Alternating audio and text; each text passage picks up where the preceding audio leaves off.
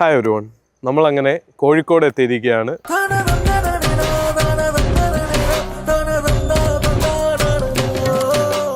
നമുക്കിവിടെ നിന്ന് താമരശ്ശേരിയിലേക്കും പിന്നീട് അരീക്കോട്ടേക്കും പൊന്നാനിയിലേക്കും ഒക്കെ പോകേണ്ടതുണ്ട്.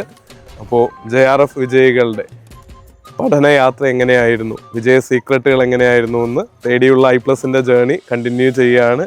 വാ, നമുക്ക് ഒരുമിച്ച് സഞ്ചരിക്കാം.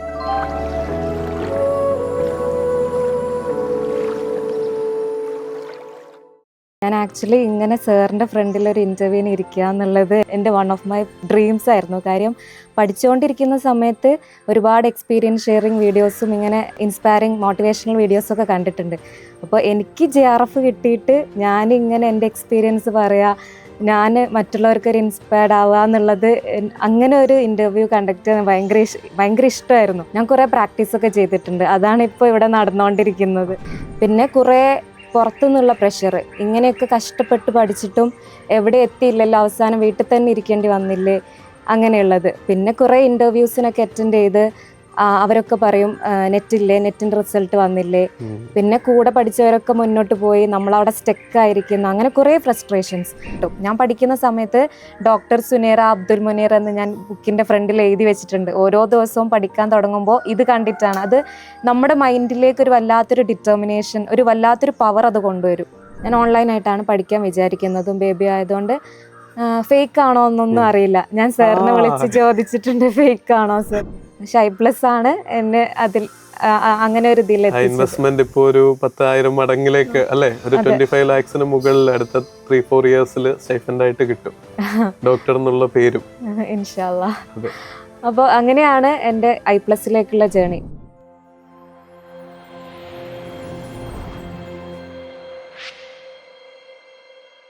ഇന്ന് നമ്മളുള്ളത് സുനീറയോടൊപ്പമാണ്. താമരശ്ശേരിയിലാണ്. കൊമേഴ്സിൽ JRF നേടിയ മിടുക്കിയാണ്. അപ്പോൾ നമുക്ക് സുനീറയോട് തന്നെ ചോദിച്ചറിയാം പ്രിപ്പറേഷൻ ജേർണി എങ്ങനെയായിരുന്നു, എത്രാമത്തെ അറ്റംപ്റ്റ് ആയിരുന്നു എന്നിങ്ങനെയുള്ള കാര്യങ്ങളും വിജയമന്ത്രങ്ങളും ഒക്കെ. തുടക്കം എന്നുള്ള നിലയിൽ സുനീറ, സ്വാഗതം. Thank you so much sir. ആദ്യമായിട്ട് എവിടെയാ പഠിച്ചത്, എന്തായിരുന്നു എഡ്യൂക്കേഷണൽ ബാക്ക്ഗ്രൗണ്ട്, എത്രാമത്തെ അറ്റംപ്റ്റ് ആയിരുന്നു എന്നൊക്കെ പറയാമോ? ഫസ്റ്റ് തന്നെ ഒരു കാര്യം പറയട്ടെ, ഞാൻ ആക്ച്വലി ഇങ്ങനെ സാറിൻ്റെ ഫ്രണ്ടിൽ ഒരു ഇൻ്റർവ്യൂവിന് ഇരിക്കുക എന്നുള്ളത് എൻ്റെ വൺ ഓഫ് മൈ ഡ്രീംസ് ആയിരുന്നു. കാര്യം പഠിച്ചുകൊണ്ടിരിക്കുന്ന സമയത്ത് ഒരുപാട് എക്സ്പീരിയൻസ് ഷെയറിങ് വീഡിയോസും ഇങ്ങനെ ഇൻസ്പയറിങ് മോട്ടിവേഷണൽ വീഡിയോസൊക്കെ കണ്ടിട്ടുണ്ട്. അപ്പോൾ എനിക്ക് JRF കിട്ടിയിട്ട് ഞാനിങ്ങനെ എൻ്റെ എക്സ്പീരിയൻസ് പറയുക, ഞാൻ മറ്റുള്ളവർക്കൊരു ഇൻസ്പയർഡ് ആവുക എന്നുള്ളത്, അങ്ങനെ ഒരു ഇൻ്റർവ്യൂ കണ്ടക്ട് ചെയ്യാൻ ഭയങ്കര ഇഷ്ടമായിരുന്നു. ഞാൻ കുറേ പ്രാക്ടീസൊക്കെ ചെയ്തിട്ടുണ്ട്. അതാണ് ഇപ്പോൾ ഇവിടെ നടന്നുകൊണ്ടിരിക്കുന്നത്. എൻ്റെ സ്റ്റോറി പറയുകയാണെങ്കിൽ, ഞാൻ Devagiri college, saint Joseph's autonomous കോളേജിലാണ് എൻ്റെ BCom-ഉം MCom-ഉം അവിടെയായിരുന്നു. ആക്ച്വലി 4 years കഴിഞ്ഞു. ഞാൻ 2021 PG പാസ് ഔട്ട് ആവുന്നത്. ഇപ്പോൾ 4 years കഴിഞ്ഞു ഞാൻ JRF-ലേക്ക് എത്താൻ. ആക്ച്വലി എന്നെ സംബന്ധിച്ചിടത്തോളം ഞാൻ ക്ലാസ് റൂമിൽ നിന്നൊക്കെ പഠിച്ചതിൽക്കാട്ടിലും കൂടുതൽ എന്നെ ഇമോഷണലി ഭയങ്കര സ്ട്രോങ് ആക്കിയ ഒരു ഡ്യൂറേഷനാണ് ഈ 4 years. കാര്യം ഒത്തിരി സ്ട്രഗിൾ ചെയ്ത് കഷ്ടപ്പെട്ടിട്ട് തന്നെ അവസാനം JRF-ലേക്ക് എത്തുന്നത്. 4 വർഷം എന്ന് പറയുമ്പം കംപ്ലീറ്റ് ടച്ച് പോയി. പിന്നെ എന്ന് വെച്ചിട്ടുണ്ടെങ്കിൽ PG കഴിഞ്ഞു, ഫാമിലി ആയി, എനിക്കൊരു ബേബി ഉണ്ട്, 2 years ആയി. അന്നപ്പം റെസ്പോൺസിബിലിറ്റീസ് കൂടിയല്ലോ. പിന്നെന്ന് വെച്ചിട്ടുണ്ടെങ്കിൽ നമ്മുടെ കംഫർട്ട് സോണേ അല്ല. ആദ്യമൊക്കെ എന്ന് വെച്ചിട്ടുണ്ടെങ്കിൽ നമുക്ക് ഇഷ്ടമുള്ള സമയത്ത് എങ്ങനെ വേണമെങ്കിലും പഠിക്കായിരുന്നു. ഇപ്പോൾ എന്ന് വെച്ചിട്ടുണ്ടെങ്കിൽ നമ്മൾ പ്രോപ്പറായിട്ട് പ്ലാൻ ചെയ്ത് അതിനനുസരിച്ച് ടൈം മാനേജ് ചെയ്തിട്ട് വേണം പഠിക്കാൻ. പിന്നെ കുറേ പുറത്തുനിന്നുള്ള പ്രഷർ, ഇങ്ങനെയൊക്കെ കഷ്ടപ്പെട്ട് പഠിച്ചിട്ടും എവിടെ എത്തിയില്ലല്ലോ, അവസാനം വീട്ടിൽ തന്നെ ഇരിക്കേണ്ടി വന്നില്ലേ, അങ്ങനെയുള്ളത്. പിന്നെ കുറേ ഇൻ്റർവ്യൂസിനൊക്കെ അറ്റൻഡ് ചെയ്ത് അവരൊക്കെ പറയും നെറ്റില്ലേ, നെറ്റിൻ്റെ റിസൾട്ട് വന്നില്ലേ. പിന്നെ കൂടെ പഠിച്ചവരൊക്കെ മുന്നോട്ട് പോയി, നമ്മളവിടെ സ്റ്റക്കായിരിക്കുന്നു. അങ്ങനെ കുറേ ഫ്രസ്ട്രേഷൻസ്, പിന്നെ കുറേ സ്ട്രഗിൾസ് കഴിഞ്ഞ് കഷ്ടപ്പെട്ടിട്ട് അവസാനം JRF കിട്ടുക. അതാണ് എനിക്ക് ഇത്ര സന്തോഷം. അതെ, എപ്പോഴും സ്ട്രഗിളിലൂടെ പഠിക്കുന്നവർക്ക് ആ വിജയത്തിന്റെ ഒരു മധുരം കൂടുകയും ചെയ്യാറുണ്ട് എപ്പോഴും. ആ കാര്യവും പല ഇന്റർവ്യൂകളും ചെല്ലുമ്പോൾ ഇപ്പോൾ നിങ്ങൾക്ക് തന്നെ ഈ സീരീസിൽ കേൾക്കാം, ഈ ഒരു സീറ്റിലിരുന്ന് സംസാരിക്കുന്ന സ്വപ്നം കണ്ട ഒന്നിലധികം പേര്, ഞാനിതേ ഒരു അനുഭവം കേൾക്കാൻ തുടങ്ങിയിട്ട് ഇപ്പോൾ ഈ 2-3 ദിവസമായിട്ട് യാത്രകളിലാണ്. ഒന്നിലധികം പേര് ഈ സ്വപ്നം കണ്ടത് നിറവേറി എന്ന് പറയുന്നുണ്ട്. അതൊരു സ്വപ്നം കാണലിന്റെ ശക്തി തന്നെയാണ്. അതോടൊപ്പം നമ്മുടെ എഫേർട്ടും, നമ്മുടെ മനസ്സിലൊരു ലക്ഷ്യം മുൻനിർത്തി പ്രയത്നിക്കുകയാണെങ്കിൽ പൗലോ കൊയ്ലോ പറയുന്ന പോലെ പ്രപഞ്ചം മുഴുവൻ കൂടെ നിൽക്കും എന്ന് പറയുന്ന പോലെ ഇത് ഇന്നത്തെ ദിവസം സംഭവിച്ചല്ലോ. ഇത് ഒരുപാട് പേർക്ക് മോട്ടിവേഷൻ ആവും. കാര്യം I+ൽ പഠിക്കുന്ന മറ്റു സ്ഥാപനങ്ങളിലും നെറ്റിനൊക്കെ തയ്യാറെടുക്കുന്ന ഒരുപാട് അമ്മമാരുണ്ട്. അവര് എങ്ങനെയാ സാറേ, കുഞ്ഞിന് പനിയാണ്, എന്നോട് പേഴ്സണലി ഒക്കെ അനുഭവങ്ങൾ ഷെയർ ചെയ്യുന്ന കുറെ പേരുണ്ട്. നമ്മുടെ ലൈവിലെ കുട്ടികളൊക്കെ ആണെങ്കിലും ചിലർ നമ്പറൊക്കെ ചോദിച്ച് വിളിക്കും, സങ്കടം പറയാനാ, ജസ്റ്റ് ഒന്ന് കേട്ടാ മതി അവർക്ക്. അപ്പോ ഈ സുനീറയുടെ സ്റ്റോറി അല്ലെങ്കിൽ ഈ ഡയറക്റ്റ് എക്സ്പീരിയൻസ്, സ്റ്റോറി നമുക്ക് പറയാൻ പറ്റില്ലല്ലോ, നേരെ അനുഭവം ഒരുപാട് പേരെ ഹെൽപ്പ് ചെയ്യും. കുഞ്ഞിനോടൊപ്പം എങ്ങനെ ഇത് ടൈം മാനേജ് ചെയ്തു, എപ്പോഴാ പഠിച്ചത്? പഠിക്കുന്നതിൻ്റെ ഇടയിൽ ഈ കുറെ കുത്തുവാക്കുകളും ചോദ്യങ്ങളും സമൂഹമാണല്ലോ നമ്മളെ ഒരുപാട് പിന്തിരിപ്പിക്കാൻ നോക്കുന്നത്. ഞാൻ എൻ്റെ ഓഫ്ലൈൻ പിള്ളേരോട് എപ്പോഴും പറയും, നിങ്ങളോട് ഇത്തിരി ദയവുള്ളവരാവണം. കാര്യം കുറ്റം പറയാൻ വേണ്ടിയിട്ട് ദൈവം നാട്ടുകാരെ സൃഷ്ടിച്ചിട്ടുണ്ടെന്ന്. തമാശയായിട്ട് പറയുന്നതാണെങ്കിൽ പോലും അതൊരു യാഥാർത്ഥ്യമാണെന്ന് എനിക്കറിയാം. അപ്പോൾ എങ്ങനെ ഈ പ്രഷറിനെ അതിജീവിച്ചു, എങ്ങനെ കുഞ്ഞിനോടൊപ്പം സമയം കണ്ടെത്തി? ഈ രണ്ട് കാര്യങ്ങൾ വളരെ റെലവെന്റ് ആണല്ലോ. എനിക്ക് ഭയങ്കര ടാസ്ക് ആയിരുന്നു. എൻ്റെ ഭയങ്കര വലിയൊരു ഡ്രീമാണ് ആക്ച്വലി JRF. ഞാൻ നല്ലോണം കഷ്ടപ്പെട്ട് തന്നെ പഠിക്കാറുണ്ടായിരുന്നു. എനിക്ക് ഒരു നിർബന്ധം ഉണ്ടായിരുന്നു പണ്ട് മുതലേ, ഞാൻ പഠിക്കാത്തത് കൊണ്ട് റിഗ്രറ്റ് ചെയ്യാൻ പാടില്ല എവിടെ എത്തിയില്ല എന്നുള്ളത്. 10th +1 +2 ഒക്കെ ഫുൾ A+ഓടുകൂടി പാസ്സായി. പിന്നീട് ദേവഗിരി കോളേജിൽ BComലും MComലും ഫസ്റ്റ് ക്ലാസ്സും ഡിസ്റ്റിങ്ഷനോട് കൂടിയാണ് ഞാൻ പാസ് ഔട്ട് ആയത്. എന്നിട്ട് അടുത്ത എൻ്റെ ഒരു നെക്സ്റ്റ് ഡ്രീം എന്ന് പറയുന്നത് നെറ്റ് JRF PhD, അതും ഫെലോഷിപ്പോട് കൂടി തന്നെയുള്ള എൻ്റെ PhD, ഡോക്ടർ, എൻ്റെ പേരിൻ്റെ മുന്നിൽ 2 അക്ഷരം DR എന്ന് വരുന്നതൊക്കെ അത് ഇപ്പോൾ എൻ്റെ ഒരു വലിയൊരു ഡ്രീമാണ്. അപ്പം അത് തന്നെയായിരുന്നു എൻ്റെ നെക്സ്റ്റ് സ്റ്റെപ്പ്. പക്ഷേങ്കിൽ ഇങ്ങനെ ഒരു കോമ്പറ്റീറ്റീവ് എക്സാമിൻ്റെ മുന്നിൽ എനിക്ക് ഒരുപാട് തവണ തോറ്റുപോയി.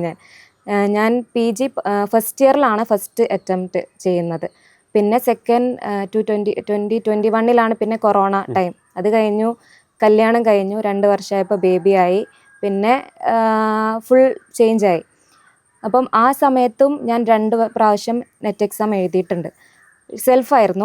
സെൽഫ് സ്റ്റഡി ആയിട്ടാണ് എല്ലാം മുന്നോട്ട് പോയത്. അന്നപ്പോൾ അത് മതി എന്നുള്ളൊരു ധാരണയായിരുന്നു. അങ്ങനെ പക്ഷേങ്കിൽ എനിക്ക് കിട്ടിയില്ല.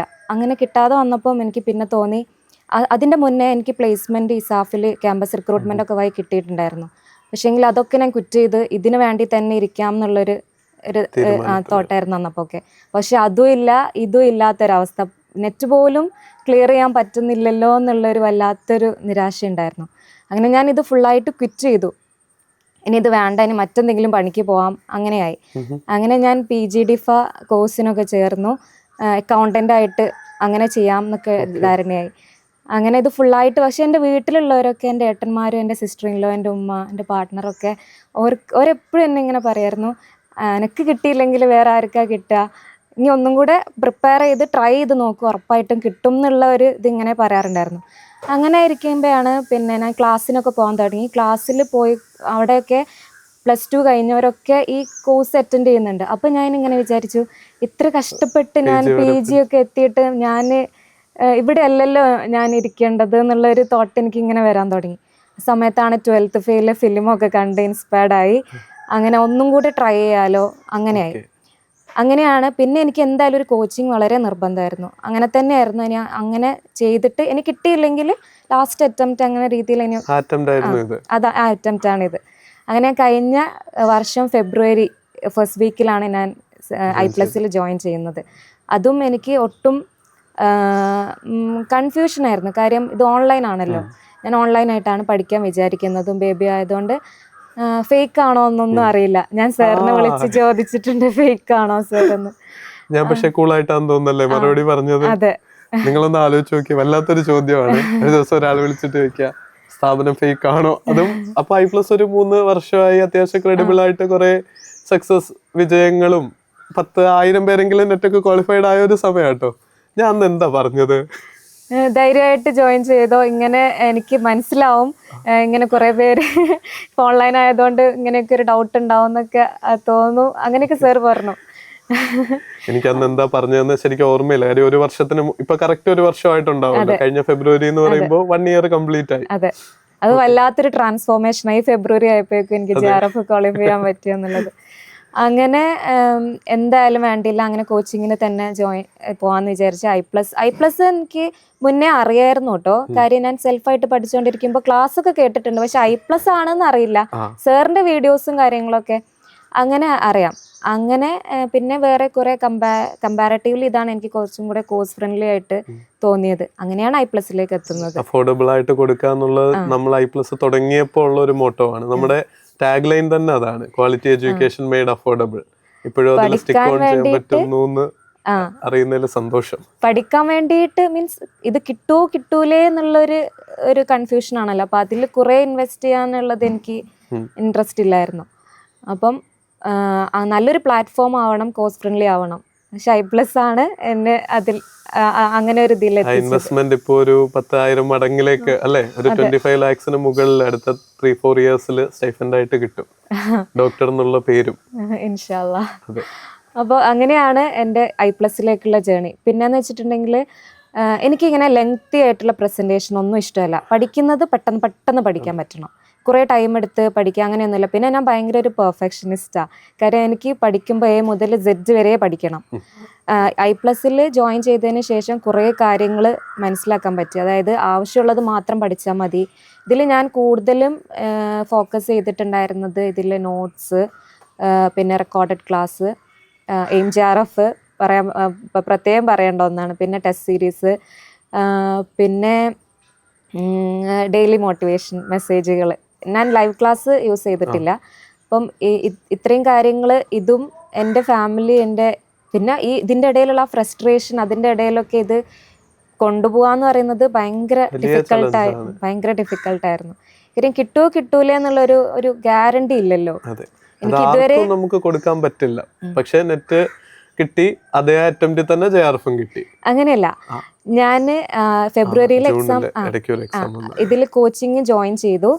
അങ്ങനെ പഠിക്കാൻ തുടങ്ങി. 1:1 റേഷ്യോയിലാണ് ഞാൻ പഠിക്കാൻ തുടങ്ങിയത്, പേപ്പർ 1ഉം പേപ്പർ 2ഉം.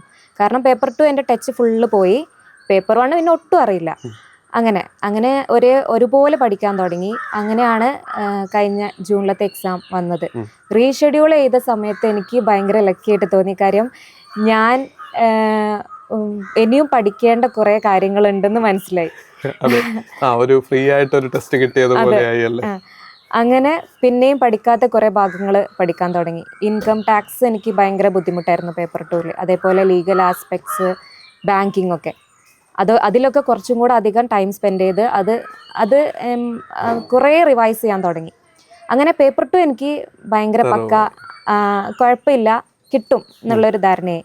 പേപ്പർ 1 ആയിരുന്നു ഭയങ്കര ബുദ്ധിമുട്ട്. Paper 1 teaching, reading, communication, research, IT, logical reasoning, ഇതൊക്കെ എനിക്ക് ഓക്കെ കിട്ടും എന്നുള്ളൊരു ഇതായിരുന്നു. ലോജിക്കൽ റീസണിങ് ആയിരുന്നു എനിക്ക് ഭയങ്കര ഇൻട്രസ്റ്റ്. കാര്യം എനിക്ക് എന്തോ അത് പഠിച്ചു തുടങ്ങിയപ്പോൾ ചെയ്യാനൊരു വല്ലാത്തൊരു ഇൻട്രസ്റ്റാണ് ആ ഒരു ഏരിയ. പിന്നെ എൻ്റെ ഒരു മനസ്സിൽ എങ്ങനെയാണെന്ന് വെച്ചിട്ടുണ്ടെങ്കിൽ, നമുക്ക് പഠിക്കാൻ നമ്മൾ ഓക്കെ ആണെന്ന് തോന്നുന്നത് നമ്മൾ അതിൽ കുറച്ചും കൂടെ മീൻസ് കൂടുതൽ ടൈം സ്പെൻഡ് ചെയ്യുക. കാരണം അതിലൊരു മാർക്ക് പോലും കളയാൻ പാടില്ല. മറ്റേത് നമുക്ക് അറിയില്ലല്ലോ, മീൻസ് നമ്മളൊരു ട്രൈ ആണല്ലോ ചെയ്യുന്നത്. ഇത് അങ്ങനെയല്ല, ഇത് എന്തായാലും ഒരു മാർക്ക് പോലും കളയാൻ പാടില്ല എന്നുള്ളൊരു അതെ. അപ്പൊ അങ്ങനെ അത് നന്നായിട്ട് പഠിക്കാൻ തുടങ്ങി. പിന്നെ എനിക്ക് ഭയങ്കര വാസ്റ്റ് ഏരിയ ആയിട്ട് തോന്നിയത് ഹയർ എഡ്യൂക്കേഷനും പീപ്പിൾ ഡെവലപ്മെന്റ് രണ്ട് യൂണിറ്റ് ഞാനും പഠിക്കാറുണ്ട്. എനിക്കും പഠിപ്പിക്കുന്ന വലിയ താല്പര്യമില്ലാത്ത യൂണിറ്റുകളാണ്. സത്യത്തിൽ ഒരുപാട് ഫാക്ച്വൽ ആയിട്ടുള്ള ഇൻഫർമേഷൻ ആണ്. എന്ത് പുതിയത് വേണമെങ്കിലും ചോദിക്കുകയും ചെയ്യാം, നമ്മൾ എത്ര പഠിച്ചാലും. അതെ, അത് ഭയങ്കര വാസ്റ്റ് ആണ്. അതിൽ ഞാൻ കുറേ ടൈം സ്പെൻഡ് ചെയ്തു കേട്ടോ. കഴിഞ്ഞ എക്സാമിൽ അങ്ങനെ റീഷെഡ്യൂൾ ചെയ്ത് കഴിഞ്ഞ എക്സാമിൽ എനിക്ക് നെറ്റ് കിട്ടി. 4th attempt. ഞാൻ ഇതുവരെ 5 അറ്റംപ്റ്റ് ആണ് ചെയ്തത്. 4th അറ്റംപ്റ്റ് അങ്ങനെ I+ൽ ജോയിൻ ചെയ്തതിന് ശേഷം നെറ്റ് കിട്ടി. പിന്നെ എനിക്കൊരു കോൺഫിഡൻസ് ആയി, അതെ, പഠിക്കുന്ന റൂട്ട് കറക്റ്റ് ആണ്, ഇനി ഒന്നും കൂടെ ഒന്ന്. പക്ഷെ അതെന്ന് വെച്ചിട്ടുണ്ടെങ്കിൽ ഭയങ്കര ടാസ്ക് ആട്ടോ. ഇനിയും പഠിക്കാന്ന് പറയുന്നത്, ഒരു തവണ പഠിച്ചത് വീണ്ടും പഠിക്കല ഏറ്റവും പാട്. വല്ലാത്തൊരു ഡിഫിക്കൽട്ടി ആയിരുന്നു പഠിക്കാനിരിക്കുക എന്നുള്ളത്. ഇപ്പൊ തന്നെ എനിക്ക് ആലോചിക്കുമ്പോൾ എനിക്ക് ഇനി പഠിക്കാൻ പറ്റില്ലല്ലോ എന്നുള്ളൊരു ഇതുണ്ട്. അങ്ങനെ പിന്നീടുള്ള ട്രാക്ക് എന്ന് വെച്ചിട്ടുണ്ടെങ്കിൽ, ഞാൻ 1:1 ഉള്ള റേഷ്യോ മാറ്റി 2:1 ആക്കി. എനിക്ക് പേപ്പർ 2 ഓൾറെഡി അറിയാം, അതിലെനിക്ക് അത്യാവശ്യം സ്കോർ ചെയ്യാൻ പറ്റും എന്നുള്ളൊരു കോൺഫിഡൻസ് ഉണ്ട്. പേപ്പർ 1 ഞാൻ പിന്നെ പകുതി സമയം ഞാൻ പഠിക്കാനും പകുതി സമയം AIMJRF വേണ്ടിയിട്ട്. ശരിക്കും AIMJRF പ്രാധാന്യം പറഞ്ഞാല് മനസ്സിലാവില്ല കുറെ. ശരിക്കും അത് ആ കോഴ്സ് മാത്രമായിട്ട് എടുക്കുകയാണെങ്കിൽ 999 ഉള്ളൂ അതിന്റെ ഫീസ്. പക്ഷെ അത് അത്രയും വാല്യുബിൾ ആണ് അല്ലേ? എത്ര ശതമാനം കംപ്ലീറ്റ് ചെയ്തു സുനീൽ? എനിക്ക് ഫുള്ള് കംപ്ലീറ്റ് ചെയ്യാൻ പറ്റിയിട്ടില്ല. പാടായിരിക്കും, കാര്യം അത് 10,000-ന് മുകളിൽ ചോദ്യം വിത്ത് എക്സ്പ്ലനേഷൻ ഉണ്ടല്ലോ. ഒരു 50-60% എങ്കിലും കവർ ചെയ്തോ? അതെനിക്കറിയില്ല. എനിക്ക് എന്തായാലും ഫുള്ള് കംപ്ലീറ്റ് ചെയ്യാൻ പറ്റില്ല എന്ന് എനിക്കറിയായിരുന്നു. 50% തന്നെ ആയിട്ടുണ്ടോ എന്ന് എനിക്ക് അറിയത്തില്ല. കാര്യം ഞാൻ പഠിക്കുമ്പോൾ ഞാൻ ഇന്ന് പഠിച്ച ഞാൻ നാളെ അതൊന്നും കൂടെ റിവൈസ് ചെയ്യും. കാര്യം അത് മറന്നു പോകരുത്. അപ്പൊ എനിക്ക് കുറെ ടൈം എടുക്കും. തെറ്റിയ ചോദ്യങ്ങൾ വീണ്ടും പഠിച്ച് അത് തന്നെ കറക്റ്റ് വഴിയും. അങ്ങനെ ആവുമ്പോൾ എനിക്ക് ഫുള്ളായിട്ട് കംപ്ലീറ്റ് ചെയ്യാൻ പറ്റിയില്ല. പക്ഷെ ചെയ്തത് ഞാൻ വൃത്തിക്ക് ചെയ്തു. അതാണ്. അങ്ങനെയാണ് ഇവിടെ വരെ എത്തിയത്. പിന്നെ എനിക്ക് മറ്റൊരു കാര്യം എന്ന് പറഞ്ഞിട്ടുണ്ടെങ്കിൽ എക്സാം ഹാളിലെ പാനിക്. അതെനിക്ക് വല്ലാത്തൊരു ഇറിറ്റേഷൻ ആയിരുന്നു. എനിക്കറിയില്ല, റീഡിങ് കോംപ്രിഹെൻഷനൊക്കെ ഞാൻ എത്ര വായിച്ചാലും എനിക്ക് അറിയാവുന്ന വേർഡ്സ് ആണെങ്കിൽ പോലും വെക്കാബുലറി എനിക്ക് മനസ്സിലാവത്തില്ല. എനിക്ക് അതെ ആൻസർ ചെയ്യാൻ പറ്റാത്തൊരു അവസ്ഥ. പിന്നീടാണ് ഞാൻ ടീച്ചേഴ്സൊക്കെ ഇങ്ങനെ പറഞ്ഞു തുടങ്ങി, ഇങ്ങനെ റീഡിങ് കോംപ്രിഹെൻഷനൊക്കെ ഒരു പകുതിക്കൽ വെച്ചിട്ട് ചെയ്യാൻ തുടങ്ങണം. പിന്നെ കുറച്ച് ബുദ്ധിമുട്ടായിട്ടുള്ള ഏരിയാസ് തന്നെ അവിടെ തന്നെ ഇരിക്കാതെ മുന്നോട്ടേക്ക് അങ്ങനെയൊക്കെ ചെയ്യാൻ തുടങ്ങി. പിന്നെ DIയും ന്യൂമറിക്കൽ സ്കിൽസൊക്കെ ഞാൻ എല്ലാ ദിവസവും ഒരു 1-2 ക്വസ്റ്റ്യൻ വെച്ചിട്ടാണ് ചെയ്തു തുടങ്ങി. കാര്യം എനിക്ക് ചെയ്യാനാവും, പക്ഷേ എനിക്കത് ഭയങ്കര മടിയാണ് സത്യം പറഞ്ഞാൽ ചെയ്യാൻ. അപ്പോൾ അത് ഞാൻ അങ്ങനെയാ എനിക്കത് മതി. അത് ഒരു ദിവസം ഒരുപാട് നോക്കലല്ല. ഞാൻ നിങ്ങളുടെ അടുത്ത് എപ്പോഴും പറയാറുണ്ടല്ലോ, ഡെയിലി അത് പ്രാക്ടീസ് ചെയ്ത് കുറച്ച് ചോദ്യങ്ങൾ നോക്ക്. അപ്പൊ മടുപ്പുണ്ടെങ്കിലും അത് പിന്നെ മാറ്റിയിട്ട് വേറെ പഠിക്കാമല്ലോ. പിന്നെ ഒറ്റ ദിവസം കൊണ്ട് കണക്കും ഇംഗ്ലീഷും പഠിത്തം നടക്കുകയില്ല. ലാംഗ്വേജും മാത്സും ഗ്രാജുവൽ ആയിട്ട് പ്രാക്ടീസ് ആണ് നല്ലത്.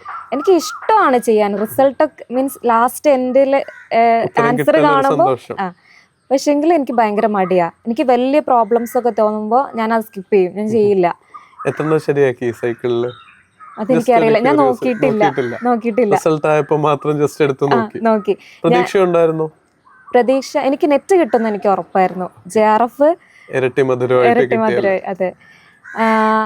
പിന്നെ എനിക്ക് സാർ ഇങ്ങനെ മറ്റേ ഫൈനൽ ആൻസർക്ക് അതൊക്കെ ഇങ്ങനെ വീഡിയോയിൽ വരാറുണ്ടായിരുന്നല്ലോ, ഞാൻ നോക്കാറില്ലായിരുന്നു. എന്ത് സംഭവിച്ചാലും ഞാൻ നോക്കിയിട്ടില്ല. എനിക്ക് അതുകൊണ്ടൊരു പേടി, ടെൻഷൻ. എന്തിനാ വെറുതെ, കിട്ടുന്നത് എന്തായാലും കിട്ടിക്കോട്ടെ, നമ്മളെ തുടക്കത്തിലേ എനിക്ക് മനസ്സിലായി. വെറുതെ ടെൻഷൻ അടിക്കണ്ടല്ലോ, അങ്ങനെ ഒന്ന്. പിന്നെ ഈ പാനിക് എനിക്ക് ഭയങ്കര ഇറിറ്റേഷൻ ആയിരുന്നു കേട്ടോ. എനിക്കറിയില്ല, പക്ഷെ ഇപ്രാവശ്യത്തെ എക്സാമിൽ ഞാൻ പ്രോപ്പറായിട്ട് ടൈം മാനേജ് ചെയ്ത് പ്രോപ്പറായിട്ട് എനിക്ക് തന്നെ ഒരു വല്ലാത്തൊരു സാറ്റിസ്ഫാക്ഷൻ ആയി ഞാൻ എക്സാം ഹാളിൽ നിന്ന് ഇറങ്ങിയപ്പോൾ. അതെ, അങ്ങനെ. പിന്നെ ബേബീൻ്റെ കൂടെ പഠിക്കുന്ന കാര്യം എങ്ങനെയാന്ന് വെച്ചിട്ടുണ്ടെങ്കിൽ, എനിക്ക് നോട്ട് എഴുതാൻ ഭയങ്കര മടിയാണ്. എനിക്ക് പഠിച്ചിട്ട് പിന്നെ ഒരു സമയം കണ്ടെത്തണം നോട്ട് എഴുതാൻ. അത് ഒന്നാമത് അവൾക്ക് ഇപ്പോൾ 2 വയസ്സ്. ഞാൻ സ്റ്റാർട്ട് ചെയ്ത സമയത്തൊക്കെ അവള് പിന്നെയും ചെറുതാണല്ലോ. ഒരു വയസ്സൊക്കെ ഉള്ള ഫെബ്രുവരി പറയുമ്പോൾ 1 വയസ്സ് ഉണ്ടാവും. ആക്ച്വലി ഞാൻ കാരിങ് ആയത് മുതൽ ഞാൻ വിചാരിക്കും ഇനി അവള് നെറ്റ് എക്സാം എഴുതാൻ പോകുമ്പോൾ അവൾക്ക് എന്നെക്കാട്ടിലും നേരത്തെ കിട്ടുന്നു. ഞാൻ അവളെ കാരിങ് ആയ സമയത്ത് ഇത് തന്നെയാണല്ലോ ചെയ്യുന്നുണ്ടല്ലോ. അതെ, കുറെ പേരുടെ കുട്ടികൾ എന്നെ അന്വേഷിക്കാറുണ്ട്, അലൻ സാറിന്റെ സൗണ്ട് പിള്ളേർക്ക് നല്ല പരിചയമാണ്. അപ്പോൾ അത് നോട്ട് എഴുതാന്ന് പറയുന്നത് എനിക്ക് എഴുതിയ ഭയങ്കര യൂസ്ഫുൾ ആണ്. പക്ഷെങ്കിൽ എനിക്ക് എഴുതാൻ സമയം കിട്ടത്തില്ല. മീൻസ് അവള് കൂടെ അല്ല, ഒന്നെങ്കിൽ അവള് ഓരോരോ ഡിസ്റ്റർബൻസ് ബുക്ക് എടുത്തുകൊണ്ടുപോകും, പേന എടുത്തുകൊണ്ടുപോകും, അങ്ങനെയുള്ള കുറേ കാര്യങ്ങൾ. പക്ഷെ ഞാൻ ഓരോ ദിവസം ക്ലാസ് കേൾക്കാനാണ്, എനിക്കത് ഇങ്ങനെ കേൾക്കണം. ഫാസ്റ്റ് അടിച്ചാണെങ്കിലും എനിക്കത് പെട്ടെന്ന് മൈൻഡിലേക്ക് ഇങ്ങനെ കയറി വരും. ഓഡിറ്ററി ലേണറാണ്, കേൾക്കുന്നതാണ് പഠിക്കാൻ എളുപ്പം. അതെ, അപ്പോൾ അങ്ങനെയാണ് എൻ്റെ ഈ JRFലേക്കുള്ള ജേണി. ഓക്കെ. അപ്പോൾ ഈ ചെയ്യുന്നതിലെ പെർഫെക്ഷൻ്റെ ഒരു സന്തോഷം സുനീറയുടെ കണ്ണിൽ നിങ്ങൾ കണ്ടായിരുന്നോ? ചെയ്തതൊക്കെ നന്നായി എന്നുള്ളൊരു ആ ഒരു സന്തോഷം നിങ്ങളുടെ മുഖത്ത് കാണാനുണ്ട്. അപ്പോൾ എങ്ങനെയാണെങ്കിലും സമയം ലിമിറ്റഡ് ആണെങ്കിലും പെർഫെക്റ്റ് ആയിട്ട് ചെയ്യാന്നുള്ളത് വളരെ ഇമ്പോർട്ടൻ്റ് ആണ്. ഏറ്റവും ഒടുവിലായിട്ട് ഈ കുട്ടികളുടെ അടുത്ത് JRF നേടാൻ ആഗ്രഹിക്കുന്ന ഒരുപാട് പേരുണ്ടാവും, പ്രത്യേകിച്ച് അമ്മമാരുണ്ടാവും. അവരെ ഒന്ന് മോട്ടിവേറ്റ് ചെയ്യാൻ, അല്ലെങ്കിൽ അവർക്കൊരു എക്സ്പീരിയൻസിൽ നിന്ന് എന്തെങ്കിലും ഒരു 1-2 പോയിന്റുകൾ ചുരുക്കി പറഞ്ഞാൽ നമുക്ക് വൈൻഡ് അപ്പ് ചെയ്യാം. എന്നെ സംബന്ധിച്ചിടത്തോളം ഞാൻ നെറ്റ് JRFലേക്ക് എത്താൻ ഒരുപാട് സ്ട്രഗിൾ ചെയ്തു, കഷ്ടപ്പെട്ടിട്ട് തന്നെയാണ് അവസാനം ഇവിടേക്ക് എത്തിയത്. എൻ്റെ കൂടെ പഠിച്ചിട്ടുള്ള ഒത്തിരി പേർക്ക് നെറ്റ് JRF ഒക്കെ ഞാൻ പഠിച്ചുകൊണ്ടിരിക്കുന്ന സമയത്ത് തന്നെ ക്വാളിഫൈ ചെയ്യാൻ പറ്റിയിട്ടുണ്ട്. പക്ഷേ എനിക്ക് ഒരുപാട് സ്ട്രഗിൾ ചെയ്യേണ്ടി വന്നു. എനിക്ക് എന്നെ ഡിപ്രസ്ഡ് ആക്കാനും ഡീമോട്ടിവേറ്റ് ആക്കാനും നമ്മുടെ വാല്യൂലെസ് ആയിട്ട് കാണാനൊക്കെ ഒത്തിരി ആൾക്കാരുണ്ടായിരുന്നു. അത് പൊതുവെ എല്ലാവർക്കും ഉണ്ടാവും. അങ്ങനെയുള്ള ആളുകളും സന്ദർഭങ്ങളും ഒക്കെ നമുക്കുണ്ടാവും. പക്ഷേ നമ്മളത് കണ്ടിട്ട് അവിടെ സ്റ്റെക്കായി നിന്നിട്ടുണ്ടെങ്കിൽ ആക്ച്വലി നഷ്ടം അത് നമുക്ക് മാത്രമാണ്. നമ്മുടെ ചുറ്റിലുള്ള ആളുകൾ മുന്നോട്ട് പോയിക്കൊണ്ടേയിരിക്കും. പക്ഷെ നമ്മളും നമ്മളെ ഡ്രീംസും എന്ന് പറയുന്നത് നമ്മുടെ മാത്രം ആവശ്യമാണ്, നമ്മൾ തന്നെ നേടിയെടുക്കണം. നമ്മുടെ മോട്ടിവേഷൻ എന്ന് പറയുന്നത് എന്നെ സംബന്ധിച്ചിടത്തോളം എൻ്റെ മോട്ടിവേറ്റർ അത് ഞാൻ മാത്രമാണ്. ആരൊക്കെ സപ്പോർട്ട് ചെയ്യാനുണ്ടെങ്കിലും നമ്മളെ പീക്ക് ലെവലിലേക്ക് എത്തിക്കേണ്ടത് എനിക്ക് പറ്റില്ല എന്ന് ഞാൻ സ്വയം തീരുമാനിച്ചാൽ പിന്നെ അവിടെ തീർന്നില്ലേ. അപ്പോൾ മുന്നോട്ടേക്ക് പോകണമെങ്കിൽ നമ്മൾ തന്നെ സ്വയം മോട്ടിവേറ്ററായി മാറണം. പിന്നെ qualified four JRF and assistant professor എന്ന് കാണുമ്പോൾ ഉണ്ടാവുന്ന ആ പ്രൈസ്ലെസ് മാജിക്കൽ മൊമെൻ്റ് ഉണ്ടല്ലോ, അതൊരു വല്ലാത്തൊരു ഫീലാണ് ആക്ച്വലി. അത് വിചാരിക്കുമ്പോൾ തന്നെ നമുക്ക് പഠിക്കാനുള്ള ഒരു പകുതി എനർജി നമുക്ക് കിട്ടും. ഞാൻ പഠിക്കുന്ന സമയത്ത് ഡോക്ടർ സുനേറ അബ്ദുൽ മുനീർ എന്ന് ഞാൻ ബുക്കിൻ്റെ ഫ്രണ്ടിൽ എഴുതി വെച്ചിട്ടുണ്ട്. ഓരോ ദിവസവും പഠിക്കാൻ തുടങ്ങുമ്പോൾ ഇത് കണ്ടിട്ടാണ്. അത് നമ്മുടെ മൈൻഡിലേക്ക് ഒരു വല്ലാത്തൊരു ഡിറ്റർമിനേഷൻ, ഒരു വല്ലാത്തൊരു പവർ അത് കൊണ്ടുവരും. പിന്നെ ഇതിനുള്ള ഏകൊരു സൊല്യൂഷൻ എന്ന് പറയുന്നത് കൺസിസ്റ്റൻസിയാണ്. കൺസിസ്റ്റൻ്റ് ആയിട്ട് വർക്ക് ചെയ്യുക, അത് ഒട്ടും ഈസി അല്ല. പക്ഷേങ്കിൽ ഇത് രണ്ടും ജസ്റ്റ് വേർഡ്സ് അല്ല ആക്ച്വലി. എൻ്റെ ലൈഫ് പ്രൂവ് ചെയ്തതാണ്. ആക്ച്വലി നമ്മൾ കൺസിസ്റ്റൻ്റ് ആയിട്ട് വർക്ക് ചെയ്തിട്ടുണ്ടെങ്കിൽ നമ്മൾ വിചാരിക്കാത്ത സമയത്ത് നമുക്ക് ആ റിസൾട്ട് നമുക്ക് കിട്ടും, അത് ഉറപ്പാണ്. 2 അക്ഷരം DR എന്ന് വരുന്നതും JRFലേക്ക് ഫെലോഷിപ്പോട് കൂടി തന്നെ PhD ചെയ്യുന്നതും ഒക്കെ എൻ്റെ വലിയൊരു ഡ്രീമാണ് ആക്ച്വലി. അതിലേക്കുള്ളൊരു ഫസ്റ്റ് സ്റ്റെപ്പാണ്. ഇങ്ങനെ ഒരുപാട് ആഗ്രഹിക്കുന്നവർക്ക് എല്ലാവർക്കും ഇങ്ങനെ JRFലേക്ക് എത്താനും PhD ഫെലോഷിപ്പോട് കൂടി ചെയ്യാനൊക്കെ എല്ലാവർക്കും സാധിക്കട്ടെ. ഒരുപാട് സന്തോഷം. ഇത് വിജയങ്ങളുടെ കൂട്ടത്തിൽ ആദ്യത്തെ ഒരു പടി മാത്രമാണ്. ഇനിയാണ് കരിയറൊക്കെ മുന്നിലേക്ക് കിടക്കുന്നത്. ഒരുപാട് വിദ്യാർത്ഥികളുടെ ജീവിതത്തിലും സ്വപ്നം കാണാൻ അവരെ പ്രേരിപ്പിക്കുന്ന മികച്ചൊരു അധ്യാപികയാവാൻ സാധിക്കട്ടെ. നല്ലൊരു കരിയർ മുന്നിലുണ്ടാവട്ടെ. ഇനിയുള്ള സന്തോഷങ്ങളും ഷെയർ ചെയ്യുക. മുന്നോട്ടുള്ള ജേർണിയിലും I+ന്റെ സപ്പോർട്ട് ഉണ്ടാവും. വീണ്ടും കാണാം. എല്ലാ നന്മകളും ആശംസിക്കുന്നു. Thank you so much. Thank you.